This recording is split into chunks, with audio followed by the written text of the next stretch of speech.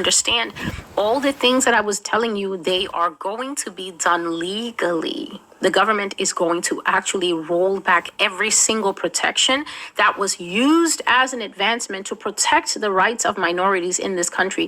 You don't need to legislate new laws to say we're going to be racist now. You only need to repeal the protections, and then you will have the same situation that existed here prior to the protections. And guess what? The situation that existed in the pre-civil rights, pre-emancipation proclamation era of the United States was legal. It was lawful. It was the law. All they need to do is wind time back a little bit, and they'll get to it. Psalm 83 is a psalm where the psalmist is calling out and say, God, there is a plot against our lives, our very lives, our God. Hear our prayer, for they have formed a confederacy about us, and they do plot upon our souls. Give ear to our prayer. That's what Psalm 83 is about.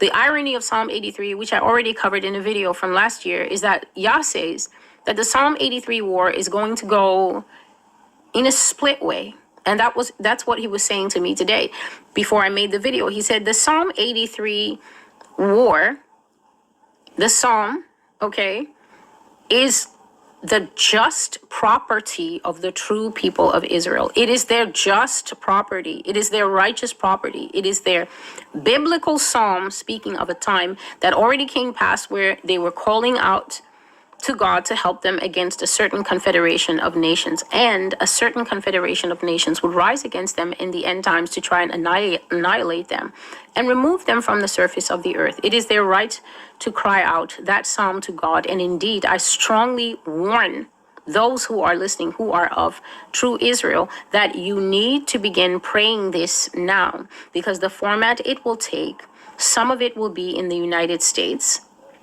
homegrown aggression that will have as its final objective that you're not breathing anymore. And I've seen many people, this is not our parents, we're not our parents, I have a pew pew. Can you add? I'm asking with utmost politeness, can you do math? Because if every person in this nation was to go and get a weapon, which I will not go and get a weapon, so you will not be able to get all of us weaponized. If every single person like me went and got a weapon, can you add? Can you do math? At 8% or 13%, 10%, whatever tiny percent, do you think that you can prevail against the majority? This is why we cannot get the help of God, because the help of the street is still in us. I will do self-help. I will help myself. I will go to the gun range. Nobody's stopping you from doing that, because when it comes down to an altercation in your family and your 16-year-old daughter is there and you're not trying to get her jumped by 3 men, it will definitely come down to whatever wisdom you can avail yourself of at that time. But I'm just speaking as a collective. What makes people not understand that the reason Psalm 83 is what it is because more seasoned weapon wielding Israelites than you, they were good at math. There's like 10 nations that they added up that they said are coming to kill us. You think they didn't know how to fight?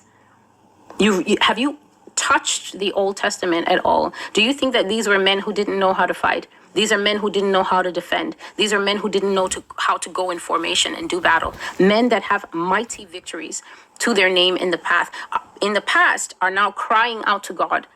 Rightly so, because at least they are humble enough to see that the enemy is too much for them. And then you're sitting on social media making videos and talking about we're not our ancestors. It's because it's a lot of bravado until a cross is burning on your front lawn and you realize that it's you and your brother in the house against Leroy and 10 people, and that they've been watching you guys for 6 weeks and you didn't know because you were coming home tired from work every day and you just weren't paying attention. I just saw a trucker breathing out his nose from North Carolina. They are killing and hanging people in North Carolina for fun.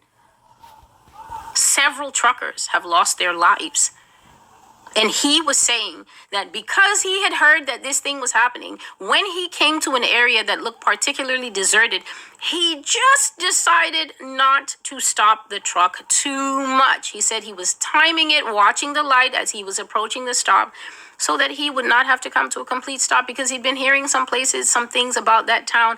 And he said that as he was rolling to an almost not quite stop, literally a person lunged on the side of the truck, hoping that the door was open, because that was the modus operandi of how they were getting their midnight fun in that town. What are you thinking? Can you do math? Can 1 fight 10? Can 10 fight 100? Have you looked around you lately?